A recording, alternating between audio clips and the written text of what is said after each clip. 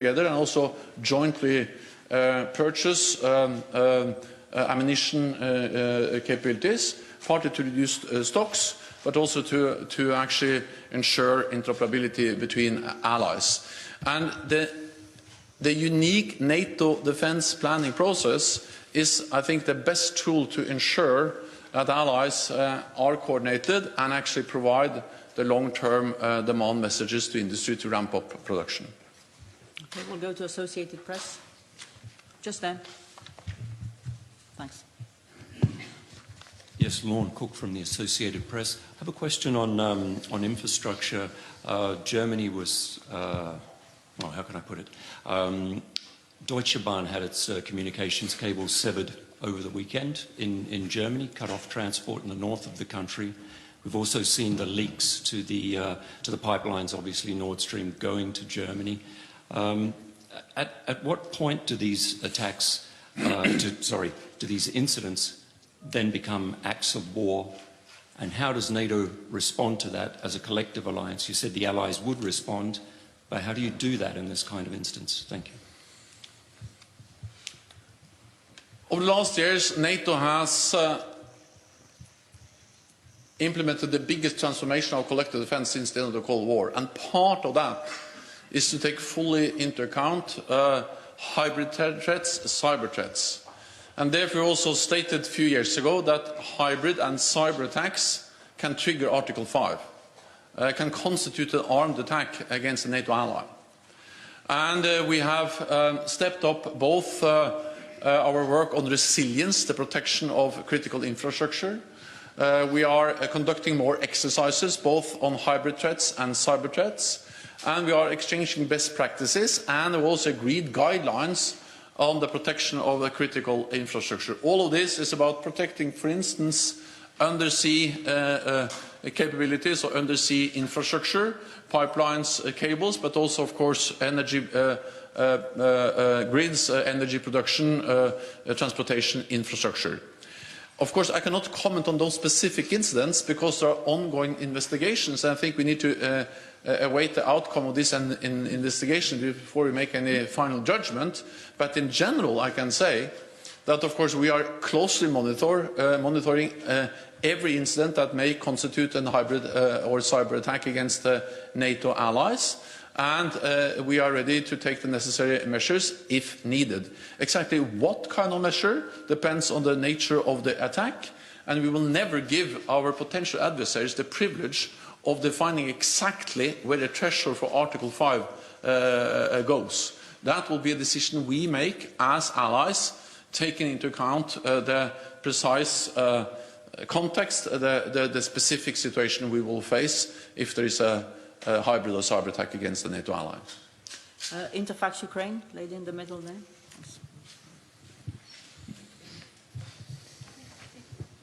Thank you, Anna.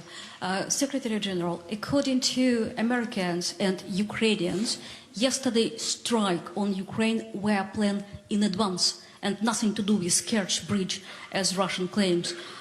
And moreover, some analysts also said that Ukraine have nothing to do with Kerch Bridge, which was simply used as pretext for this strike.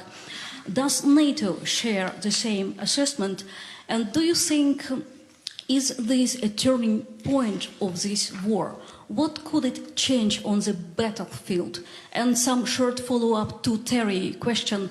You said that ministers will discuss how refill stocks only tomorrow, but war is going on already for 7 months. Why it was not done before? Thank you. So first, we have already, of course, started the dialogue with the industry and with the different allies on how to ramp up production and refill or replenish our stocks. We had a meeting of the NATO armament directors a couple of weeks ago here in NATO, so this is an ongoing work. But when all the ministers meet tomorrow, of course, that provides an excellent opportunity to take stock of what we have achieved, how far we have been able to move on ramping up production, but also then to make new decisions on how to further ensure that we are not only digging into existing stocks to provide support to Ukraine, but actually also able to ramp up production. And we need to ramp up production of ammunition and weapons to both ensure the deterrence on defense of our own allies, NATO allies, but also to have enough to continue for the long haul to provide support to Ukraine. But just to prevent any misunderstanding, this work doesn't start now.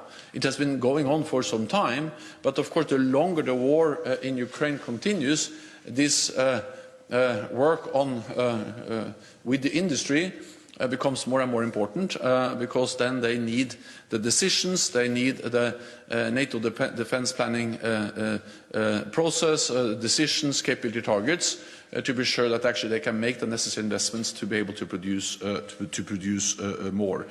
Then, if the question was about how the attacks yesterday will change the situation on the battlefield, I think what we saw yesterday is actually a sign of weakness, because the reality is that they are not able to make progress on the battlefield.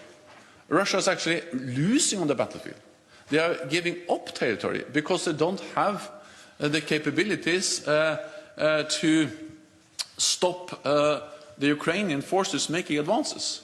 So the way they are able to then respond is by indiscriminate attacks on Ukrainian cities, hitting civilians, critical infrastructure, and of course this causes suffering, damage on Ukraine, but in many ways it actually reflects the lack of alternatives for President Putin.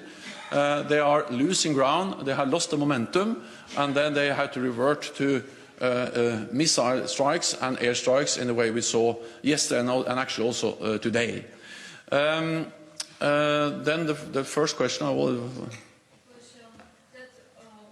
This attack was planned in advance. Yeah, well, so Russia has conducted the similar attacks earlier in the war. We have seen, of course, there is some time since we have seen similar attacks against Kiev and some of the cities in the western part of the country, but we have seen attacks against cities in Kherson, in Zaporizhzhia, in other parts of Ukraine actually quite regularly. So they have these capabilities. Exactly when these attacks were planned, I will not go into, but the reality is that it doesn't change the nature of the attack. These are attacks against cities, civilians are killed, civilian infrastructure is targeted, and this is unacceptable, and this is something which goes against international law. Financial Times. Henry Foy, Financial Times, thank you so much for the question. I want to ask about the nuclear exercises. Was there any discussion amongst the 30 allies whether this was such a good idea to practice flying nuclear weapons around, given the heightened threats from Russia and the potential for miscalculation or misunderstanding? And secondly, will this year's exercise be different to previous years, given the context, which of course is incredibly important here? And I'm aware that it's an annual exercise, it's routine, so that's all understood, but I'm asking about whether or not there was a discussion inside the alliance about whether now was really the right time to do this. Thank you. Now is the right time to be firm and to be clear that NATO is there to protect and defend all allies. And this is a long-time planned exercise, actually planned before the invasion of Ukraine. It's a routine exercise, and it's an exercise to ensure that our nuclear deterrent remains safe, secure and effective. I visited this exercise a few years ago. We have been open about the exercise, and I think it would send a very wrong signal if we suddenly now cancelled a routine, long-time planned exercise because of the war in Ukraine. That would be absolutely the wrong signal to send. And we need to understand that NATO's firm, predictable behavior, our military strength, is the best way to prevent escalation. We are there to preserve peace, to prevent escalation and prevent any attack on NATO allied countries. So if we now created grounds for any misunderstanding, miscalculation in Moscow about our willingness to protect and defend all allies, we would increase the risk for escalation, and that's the last thing we will do. Polish radio. Lady in blue there. Yeah. Thank you, Anna Beata Pońska, Polish Radio, public broadcaster. Secretary General, there are some suggestions from various politicians from various member states that in the light of yesterday's and today's attacks on the critical infrastructure, civilian infrastructure, killing civilians, it's high time to call Russia as a terrorist state. Will you call Russia as a state that sponsored terrorism? And the second question is, there are also suggestions to call the summit on the level of the leaders of NATO. Are you planning to call such a summit? Thank you. We are constantly consulting among NATO allies. We have already conducted 3 NATO summits this year. We will convene a summit when needed, so when we have the meetings we need when we need them. And we are constantly assessing also the need to then convene yet another summit to ensure that we have consultations and the right messages from NATO at all levels. We will have a ministerial meeting this week, and that provides a good opportunity to send a clear message, and then we will make decisions on potential summit when we think the time is right. Then on the nature of the war. Well, this is an illegal invasion of another country. This is a clear violation of international law. Russia invaded a sovereign independent nation, violated its territorial integrity and sovereignty. That actually didn't start in 2022 or in February this year. It started in 2014. But of course they scaled up their aggressive actions against Ukraine in February, and they have violated international law in a blatant way. And we've also seen horrendous and horrific attacks against civilians. We have seen the reports from Bucha, from many other places in Ukraine. And the important thing now is that all facts are made available, that we have thorough investigations. NATO allies support the ongoing investigations, and that those responsible are held accountable for these atrocities. We'll go to Frankfurt Allgemeine.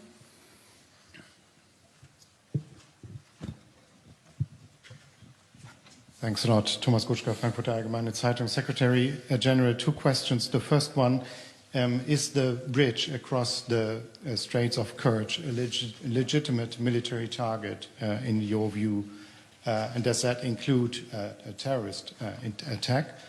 And the second question, when you speak about stepping up support to Ukraine, you mention air defense system. Which other systems or types of weapons does Ukraine need now that it has not received yet to cope with their situation? Thank you. Ukraine needs a wide range of different systems, and that is, of course, a lot of lethal weapons, artillery, armored vehicles, air defense systems, and many other anti-tank weapons, but also, of course, non-lethal support, fuel, and winter clothing, and communications systems, and a lot of different types of support.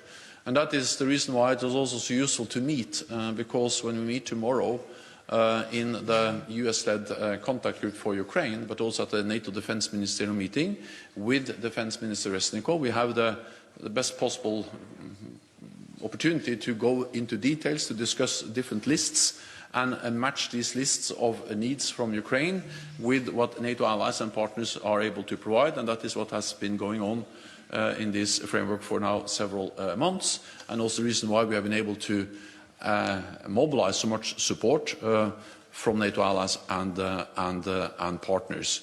There is an urgent need for air defense.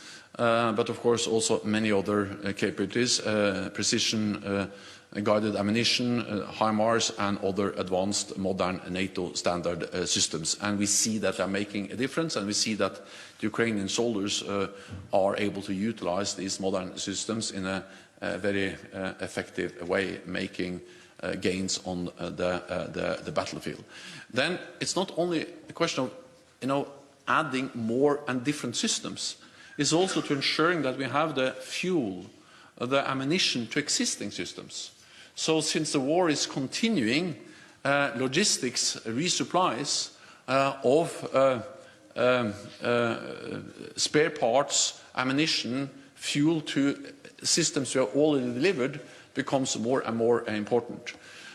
So they need almost everything, and allies are providing unprecedented support because they understand that we have a moral, a political and security interest in ensuring that Ukraine wins the war against President Putin. Politico. Oh, sorry. Well, first of all, I think that we have to remember the starting point of this discussion. Crimea is illegally annexed by Russia. Crimea belongs to Ukraine. And NATO allies, and NATO had made it clear that we will not recognize and never recognize the illegal annexation of Crimea. And it was Russia that started this war. President Putin started this war. And then I will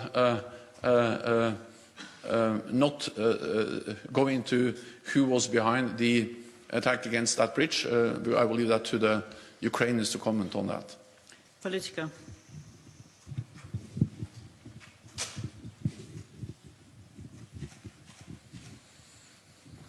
Thank you very much, Lily from Politico. I have two brief questions. Going back to the issue of air defense, in the coming weeks, so in the short term, do you believe that NATO allies have the capacity to provide Ukraine with all the air defense systems that Kyiv is asking for? Are you expecting any further announcements in the coming days? And the second question is more looking toward the future. Given the domestic pressures in Russia, what kind of planning is there at NATO for the possibility of President Putin leaving office and the destabilization that might follow? Is this something you are discussing? Thank you. Just over the last days, we have had two new announcements from NATO allies, from Germany and the United States, to provide more advanced air defense systems. The Germans announced it yesterday, and we welcome, of course, that. And the United States has announced further delivery, and we know also that they have announced that they are also ready to provide and deliver NASAMS, which are actually one of the many advanced systems that Ukraine has received over the last months. And again, we need more. And we need also more ammunition to these systems, and I welcome that allies are doing that.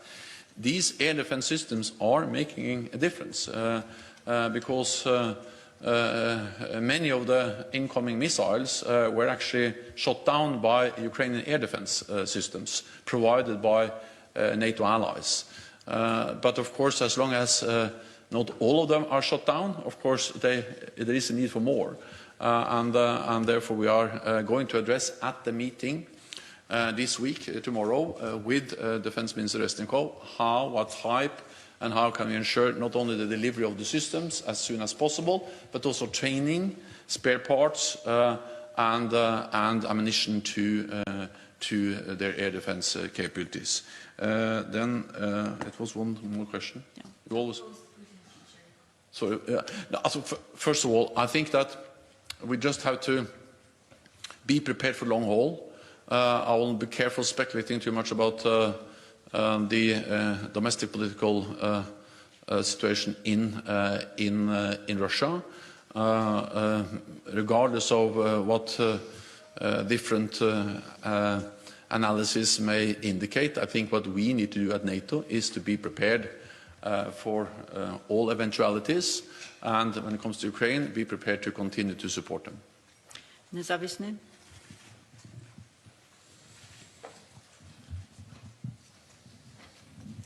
Thank you very much. Dejan Šajinović, Nezavisne novine from Bosnia and Herzegovina. So next month there's an important vote in Security Council about the extending the European Union military mission in Bosnia and Herzegovina. Up to this year it was a routine. Now maybe Russia could put a veto to the mission. Are you concerned about the situation, security situation in Bosnia and Herzegovina? And maybe more broadly, what's your assessment of the situation in Western Balkans in security? Thank you.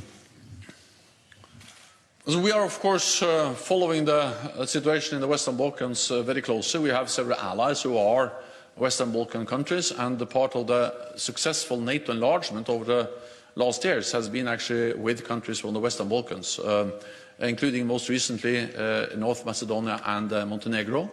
NATO has a history in the Western Balkans. We have helped to end the 2 brutal ethnic wars, including the war in Bosnia and Herzegovina. We still have a presence in the Western Balkans with the KFOR mission in Kosovo, and also our support for NATO headquarters in Sarajevo, and the support for the EU operation Althea.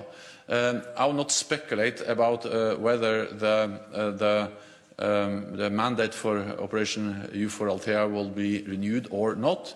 The only thing I will say, this is nobody's interest that the mandate is not renewed, because the EU presence there, and with the support from NATO, is helping to address the challenges Bosnia-Herzegovina faces. And of course, there are many concerns and many challenges we all face, but if we reduce the international presence of Althea, or international presence in Bosnia, we're only making a difficult situation even more difficult. We'll go to the final question, NTV. Yes, it's Gülü from NTV Turkey. Secretary General, there is a growing rhetoric, a nuclear rhetoric, a banalization of the nuclear rhetoric in Moscow, and NATO is assessing the nuclear situation in Russia. So therefore, I have 2 short questions. First is, what is your assessment about nuclear risk? Is it true or not? And second, should this risk increase, are you ready to either warn the citizen and do the necessary to reassure the public opinion on that? Thank you. NATO is prepared for any threat, any attack against any NATO ally. And that's the reason why we have NATO, to be able to deter also nuclear threats. And this was important before the invasion of Ukraine. It has become even more important after, not least in light of the nuclear rhetoric from President Putin and from Russia. This nuclear rhetoric, or veiled threats, are dangerous and reckless. Russia knows that the nuclear war cannot be won and must never be fought. And we have also conveyed clearly to Russia that it will have severe consequences if they use nuclear weapons in any way, including low-yield nuclear weapons in Ukraine. Then, by ensuring that we have credible deterrence and defense, we are helping to reduce the risk of escalation. And therefore it is so important that since 2014 we have implemented the biggest reinforcement of our collective defense since the end of the Cold War. So we were prepared when Russia invaded Ukraine in February. And since then we have further stepped up, increased our presence in the eastern part of the alliance. We activated our defense plans the morning of the invasion, and we made decisions in Madrid in June to further strengthen our collective defense. The purpose of this is to prevent war, preserve peace, and including prevent any use of nuclear weapons. Thank you very much. This concludes this press conference. Thank you.